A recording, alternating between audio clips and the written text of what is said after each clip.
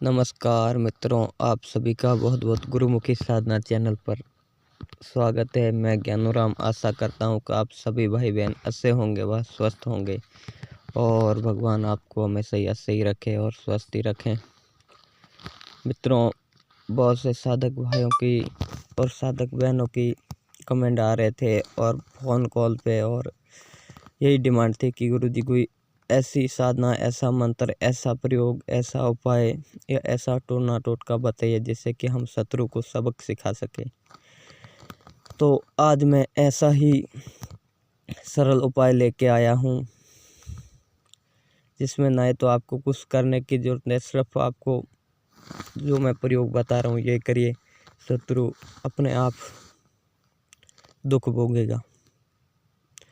इसका मैं प्रयोग कर चुका हूँ और मैंने पोस्ट में इसका शायद इस यंत्र का फोटो भी एक बार किया था। तो पूछ रहे थे कुछ लोग कि गुरुजी ये क्या है।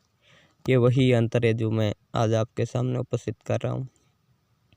बिल्कुल 100% काम करने वाला यंत्र है ये, और विधि बिल्कुल सरल है। कोई भाई बहन प्रयोग कर सकता है इसको, और प्रयोग करने की जो तिथि है वो भी आपको बता देता हूँ, तो ध्यान से बने रहिए। इसको किस दिन करना है, शुक्ल पक्ष हो या फिर कौन सी भी पक्ष हो, कोई दिक्कत नहीं। दिन मंगलवार का होना चाहिए या होना चाहिए शनिवार का। ध्यान रहे, दिन मंगल या शनि का होना चाहिए। और उस दिन में किसी कोई मनहूस घड़ी में, मुसलमान हिंदू भाई दोनों ही प्रयोग कर सकते हैं। दिन में जैसे काल और ये योग आते हैं, इसके हिसाब से नक्षत्रों के हिसाब से दिन में आते हैं ना, उसमें कोई मनुष्य घड़ी होती है, उस समय रोग उदोग वगैरह वैसे आते हैं ना। ये आप पंचांग के हिसाब से देखोगे, आपको दिन का पता चल जाएगा आज की पंचांग क्या है। फिर आज की चौगड़ियाँ सर्च करके नेट पे देखोगे तो भी आपको पता चल जाएगा।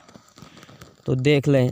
और अगर किसी भाई को नहीं देखना आता तो दिन को ठीक 12 बजे ये यंत्र आपको क्या करना है, जो अभी स्क्रीन पे दिख रहा है या वीडियो के लास्ट में आपको दिख जाएगा, इस यंत्र को बना लेना है आपको। ठीक है। और इसको बनाना कहाँ पर है, इस यंत्र को आपको धोबी घाट जो रहता है,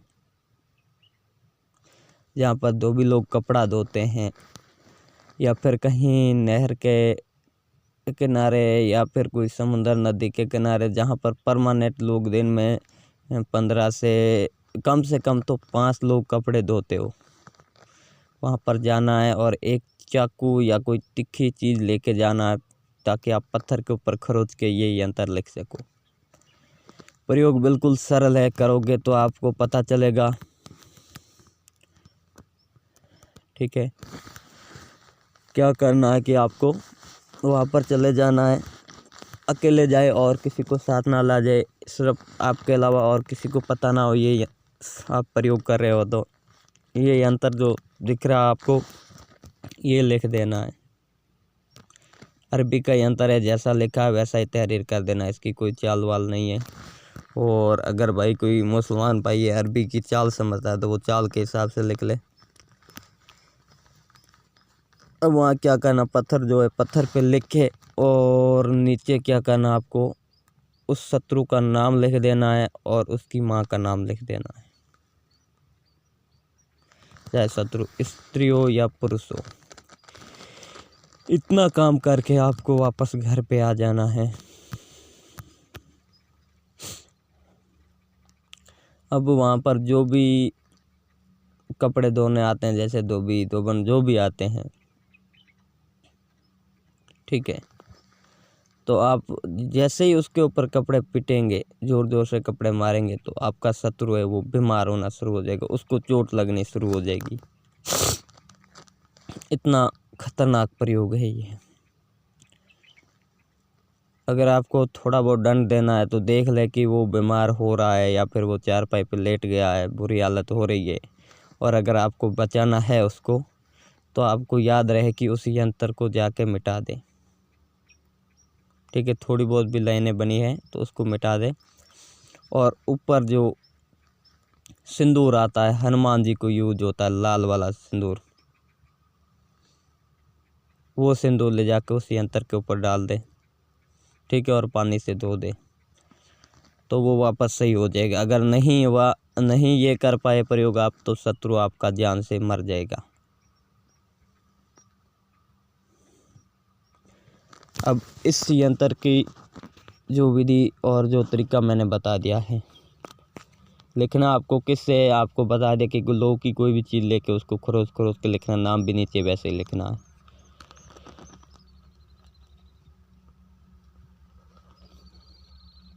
अब इसकी इजाज़त आज्ञा किस भाई को किस बहन को है, जो वाक्य में जायज खुद सच्चे हैं और उसका शत्रु झूठा है तो वही प्रयोग करे। अगर बगैर मतपल के किसी के ऊपर प्रयोग कर दिया तो समझो कि वो खुद अपना नुकसान कर बैठेगा। शत्रु का कुछ भी नहीं होगा और वो खुद अपना नुकसान कर बैठेगा, खुद मुसीबतों में फंस जाएगा तरह तरह की। और ये प्रयोग तो करने के बाद मित्रों, ये जब तक ये यंत्र नहीं मिटाओगे शत्रु के सामने वाले की, चाहे एक साथ कितने भी शत्रुओं के नाम लिख के वहाँ पर यंत्र अलग अलग नाम, छोटा सा यंत्र लिखे। और ध्यान रहे कि वहाँ पर 15 दिन में 15-20 अगर कोई लोग कपड़े धो के जाते हैं तो फिर तो आप समझ लो कि उनकी कितनी पिटाई होगी। काले इलम का यंत्र है ये, सीधी बात है, जो इलम है। और इसको करने में कोई बड़ी बात नहीं, कोई भी कर सकता है, चाहे किसी भी कैटेगरी का कोई भाई हो, जैसे साधना मार्ग से हो या ना हो, कोई भी इसको प्रयोग कर सकता है। हो सके तो वो अपने ऊपर रक्षा मंत्र कोई किसी को याद है तो वो प्रयोग कर ले। और रक्षा मंत्र याद नहीं तो हिंदू भाइयों के लिए तो रक्षा मंत्र नहीं है उनके पास, तो कम से कम वो ज्ञात्री मंत्र तो सभी को याद होता है। ओम भूर्भुवः स्वः तत्सवितुर्वरेण्यं भर्गो देवस्य धीमहि धियो न प्रचोदयात्, ये मंत्र है। उसको 21 बार पढ़ के दोनों हाथों पे फूंक मार के पूरे शरीर पे फेर ले। ठीक है, ये प्रत्येक व्यक्ति को याद रहता है। और जो मुसलमान भाई है उन्हों को तो फिर सभी चीज़ें याद रहती है। आयतल कुर्सी चारों कुल से वो अपना हिसाब बना ले, मतलब रक्षा कवच कर ले और फिर जाए इस यंत्र का प्रयोग करें। फिर आप जैसे प्रयोग करके आएंगे और देखेंगे कि उसी दिन से ही आपका शत्रु बीमार होना शुरू हो जाएगा। धीरे धीरे करते 3 या 4 दिन में एकदम चारपाई पे लेट जाएगा। ठीक है, एकदम चारपाई पे लेट जाएगा। तो उसको वापस सही करने के लिए मैं तो ये चाहता हूँ उसको दंड दे के छोड़ दिया जाए ताकि वो समझ जाए। किसी को जान से मारने की मैं इजाज़त नहीं देता हूँ, बाकी आपकी मर्ज़ी। किसी को जान से मारना सही नहीं रहता, इसलिए मैं इसकी इजाज़त नहीं देता। यंत्र के जस्ट नीचे लिखना, जैसा यंत्र दिख रहा है ये सीधा, इसके जस्ट नीचे आपको नाम लिख देना है। ध्यान रहे, नाम लिखते समय उस आदमी का और उसके बाप का चेहरा आपके दिमाग में ध्यान में होना चाहिए।